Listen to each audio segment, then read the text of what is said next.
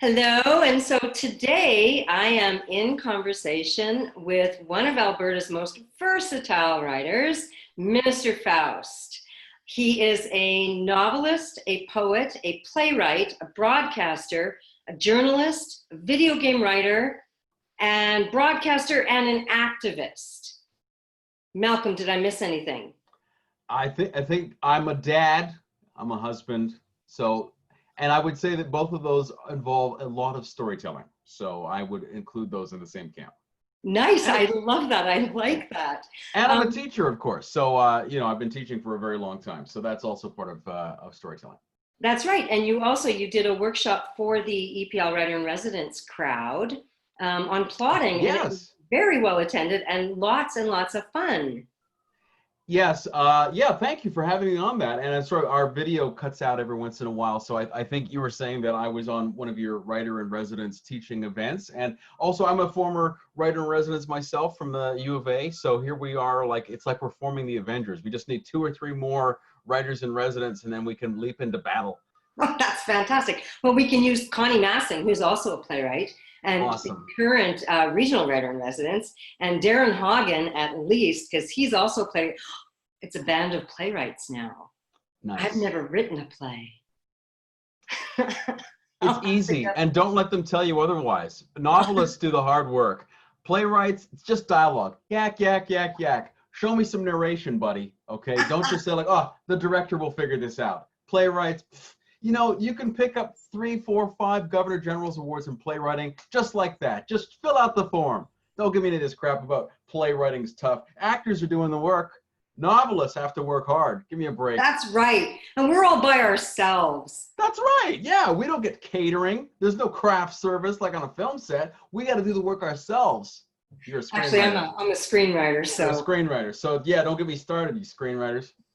Hey, but I'm also a novelist. Speaking of novelists, so yes. Because you are so versatile, I thought one of the things that I really wanted to know is you're switching between really different kinds of projects. So what's the process like for, say, writing a podcast as opposed to writing a novel?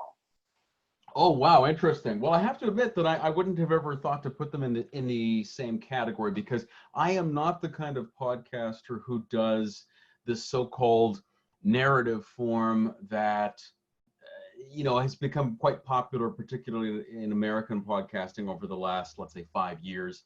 They have a big staff, they have producers, they've got researchers. I mean, they've got time to take 200 hours of distributed labor across several professionals to make a half hour or an hour.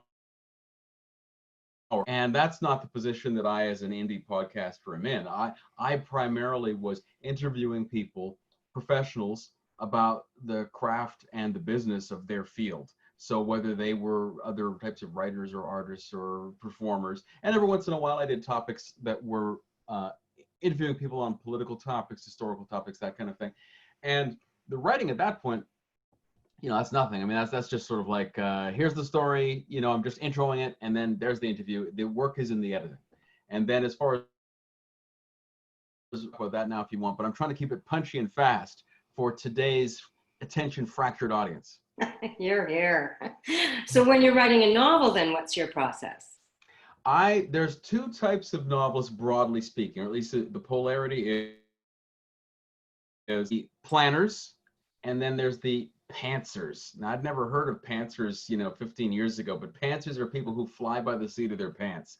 They sit down in front of the computer screen, they got a blank Word document in front of them, and then they type the first 3 words like, the lady was about to feed her cat, but then the train hit her. Then they don't know what's going on with the story. So they just go from there, right? Now, I can't do that. Like that to me is like, what if you write 50 pages? It's like, oh man, all this stuff about how the cat's gonna, have this adventure. And then you realize like, I don't care about cats. Why did I just spend 50 pages and a week writing something I can't finish? I like to plan.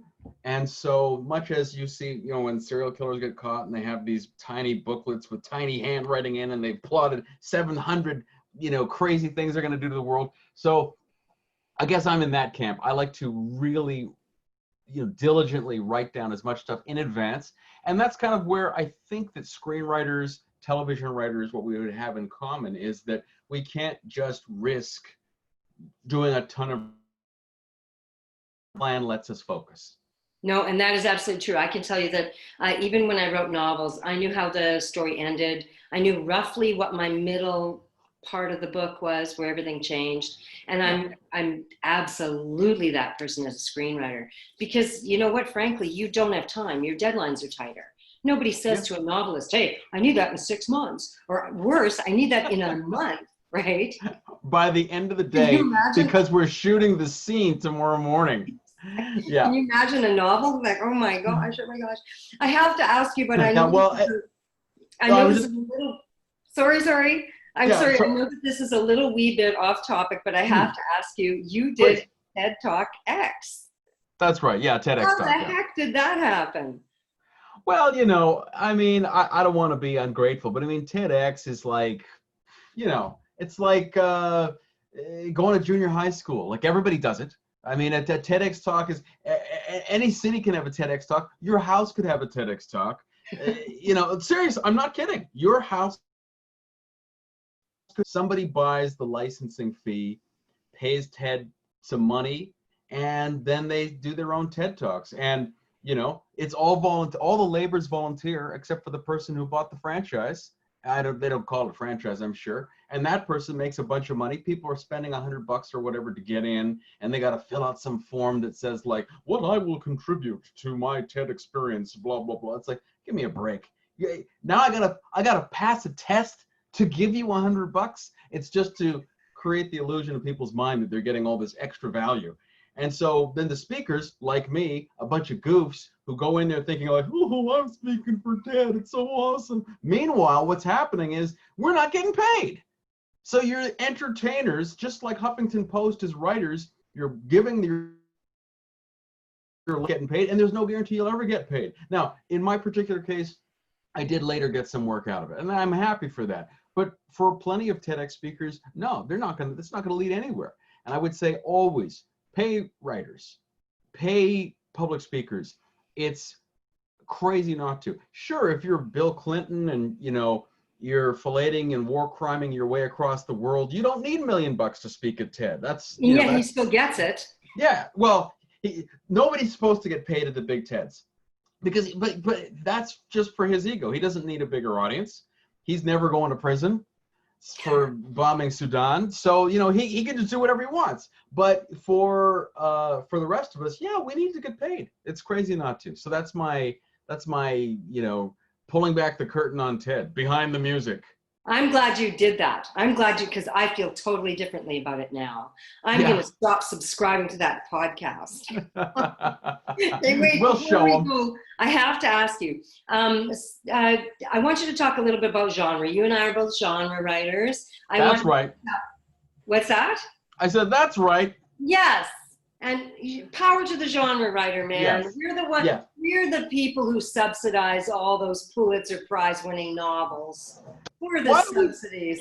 Why do we need, so, you know, I just got to say, before you get to your question, there's no such thing as non-genre writing. Like, everything is a genre. And so these lit snobs who talk about all of the things that we write as if they're these sort of miniature subcategories of real writing, serious writing, highbrow writing, give me a break. I mean, if your genre is depressed, middle-aged, middle-class, college professor is regretting what he didn't do in his life, and so he has an affair while he ponders Sartre, and then oh my gosh, that's my dream genre.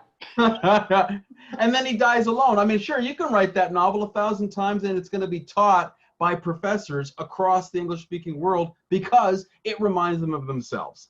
Fine. Good point. Good point. Our genre is more exciting, which brings me to my question. Yes. Talk to us about your genre. Well, I write in multiple genres, and I will say that and I just got to say this quickly, the idea that so-called genre fiction is not engaging serious psychological complexity, historical, political, sociological realities of life, that's nonsense. And in fact, many people have made the point that crime fiction is probably more likely to engage the sociology of our time than so-called literary fiction, because for one thing, it deals so often with a range of people from a range of socioeconomic classes, as well as cultures and backgrounds and sexualities and professions. Whereas literary fiction is so easy for people to focus on, affluent Euro-Americans drinking expensive wine. Talking to you, Jonathan Franzen. Exactly. Yes, exactly. So, what I write primarily is contemporary science fiction and fantasy. And one of the reasons I do that is, there we go. Coyote Kings of the Space Age Bachelor Pad is my first one. And of course I do it because I enjoy it. It entertains me. But, you just see the graphic right there for Shrinking the Heroes. That is a book that on the surface is a self-help book for superheroes. It's the story of a group of superheroes who are in group therapy because they're so toxic in their workplace, in their superhero group, that if their board of directors has warned them, if you don't cut it out, we're terminating all of you. So, but really what the book is, so there's a lot of humor, but it's actually a book about the Bush administration. And it's a book about a whole bunch of political metaphor that we can actually get at a lot of deeper meaning that I think a lot of work that might on the surface or may in fact be more self-aware or self-important doesn't do. So I think, going back to at least many people, when they talk about science fiction, they have to decide, where does it begin? Is it Mary Shelley? You go back earlier. Is it Jonathan Swift? Sure. You go back earlier to many Arab writers in the 11th and 10th century who were doing this kind of work. But the point is, if you look at somebody like Swift, he was examining some people think Gulliver's Travels is a children's story because it was made into animated films. It is a work of adult political satire, and it is about a commander of a ship exploring strange new worlds and new civilizations and boldly going where no one has gone before. That is the first Star Trek. That's Jonathan Swift, and it's profoundly political. It's thoroughly adult. So he was able to do things that a writer couldn't get away with at that time. Like he has his main character, he encounters the Lilliputians, and they are tiny because they're small-minded and petty. And they have their own castle and their own king, and it catches on fire. So how does Gulliver put out the fire? He urinates on the castle. I mean, that's quite the political statement that, that he's making, right? So, what I do, I do this through, I examine in my War and Mir trilogy, I'm looking at events such as the U.S. illegal war against Iraq. I'm looking at contemporary slavery on Earth. A lot of people don't realize, as well as labor exploitation is it is the standard of labor rather than the exception. So, absolutely. These are things I want to examine, and I think that for writers, I can't remember who said it, and maybe it was, there's a filmmaker, I'm blanking on his name, he did Happiness and storytelling, Todd Solondz. Yeah. And I think he might have remarked that if you are making films in the United States and your work never addresses racism, that you're just lying. Yeah. If you're making any kind of writing and you don't address the scourge of male supremacy ever in your work, you're just lying. So science fiction and fantasy. That's all I write about. Yeah, well, and how can we not address these things? Now, of course, we also want to address joy and why we should live and why we should struggle for a better world. All those things should be mixed in. But fundamentally, if we don't address the great evils of our time and human history, then we're actually creating the kind of work that serves as cover for the people who continue the exploitation. Nice. Very, very well put. So now I have to know what you're doing next. Well, thank you for asking. So I am doing a bunch of things. One of the things I'm doing is I am finally writing the sequel, Space Age Bachelor Pad. So that was my first published novel. It was, it's my most successful book. It was shortlisted for several awards, and it was on several top 10 lists. And, that is a story that it starts as an Edmonton story. It is a very Afrocentric Edmonton story set in the heart of the city. And people always kept asking, when are you coming out with a sequel? And my attitude back in, when 2004 was like, why books don't need sequels? That's stupid. This is the most important event in these characters' lives. if I write a sequel, I'm just saying that, guess what? It wasn't that important after all. This is the most important thing. And then I realized, well, but I love serialized television. I love, Breaking Bad, the Battlestar Galactica, and on it goes. Because with a longer story, you can show so much more with your characters and the world. And once I kind of got through that mental barrier, I started thinking, well, what are the other stories I want to tell? So, it's a very Canadian, Albertan, Edmontonian story. But this time, it's partly set in Edmonton. It's partly set in Fort McMurray. And it's, this is it's a 1990s period piece. And so I get to explore everything from, symbolically, real life cases like sabotage in the oil to which is based, as I say, based on real Alberta history, to white supremacists in the oil patch and biker gangs, as well as, of course, the question about whether some of the largest life forms on Earth are fungi, mushrooms. So what this means for human evolution and destiny and altered consciousness. And I'm a lifelong straight edge guy, so I don't take any of this stuff, but I'm fascinated reading about it. So that's why the book is called The Coyote Kings versus the Myconauts of Plutonium City. Well, there's a fungi in the biggest office in America right now, is there not? Oh, so when can we see that? When can we see this book?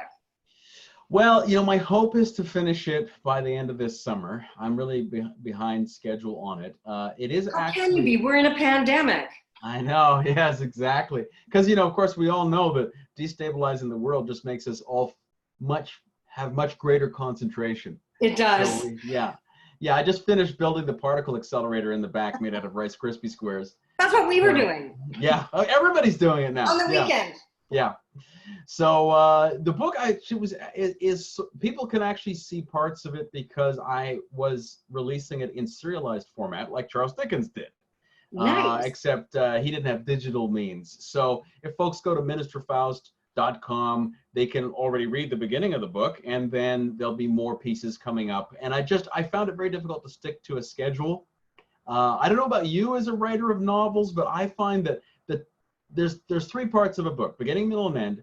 The beginning is fast and full of excitement. The end is fast and full of excitement. I don't mean necessarily for readers. Maybe the readers hate it, but I'm talking about the writing. The middle, oh my gosh, middles are for me so difficult, because even though I have done a lot of plotting, it's like the end is so far away and it's not new yet. And now it's when you get into it, that's when you realize oh, I couldn't have planned for this part because I didn't know this was going to happen. Because even though I planned the beginning very carefully, on page 7, I introduced a minor character who turned out to be fascinating to me. So now I've added 3, chapters about this person, and now I realize oh crap, how does that person affect the rest of the plot?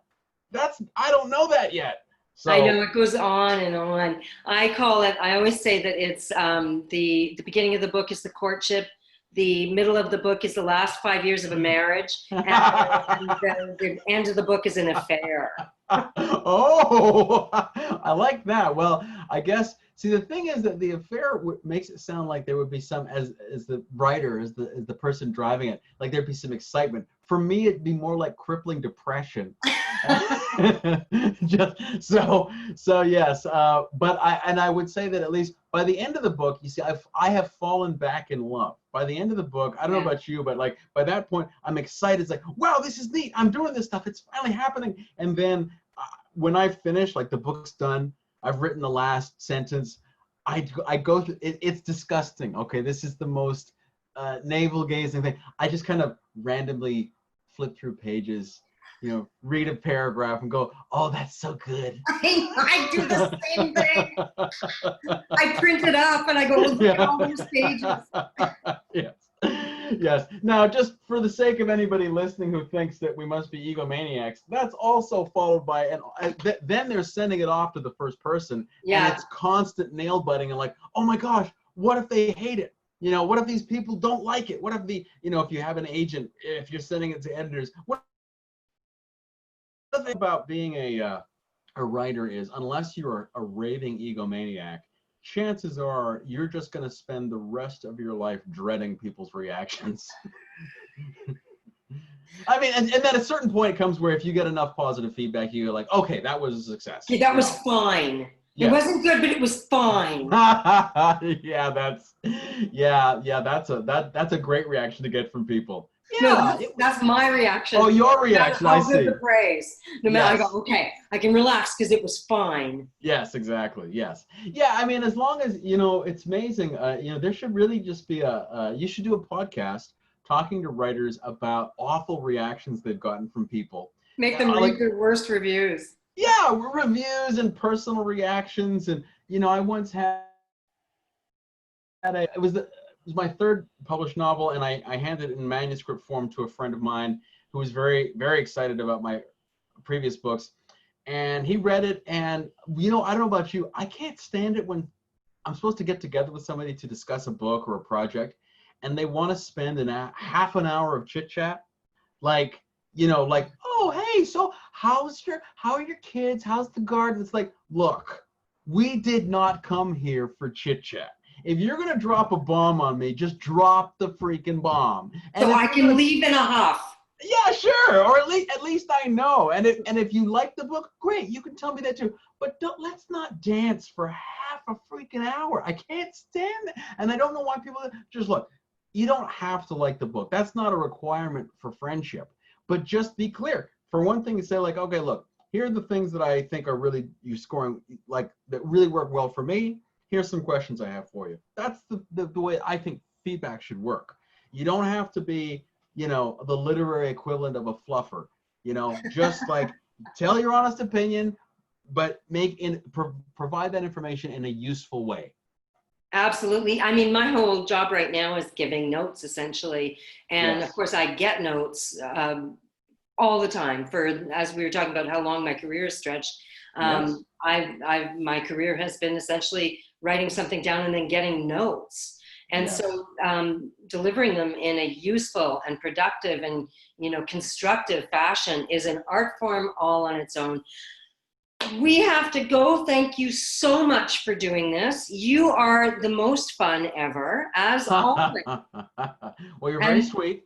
Is it okay if I can I post a link to the new book on the... Sure, yeah, ministerfaust.com. I'd love for you to post that. Thank you very much. Folks who want to buy my book format or novels, they can find them all right on the site. And for folks who want to support writers directly, you don't have to buy them through Amazon, which is one of the most evil corporations in existence. Here. There's a link that just says buy directly from the author. So you can buy the ebooks from me. So, yeah.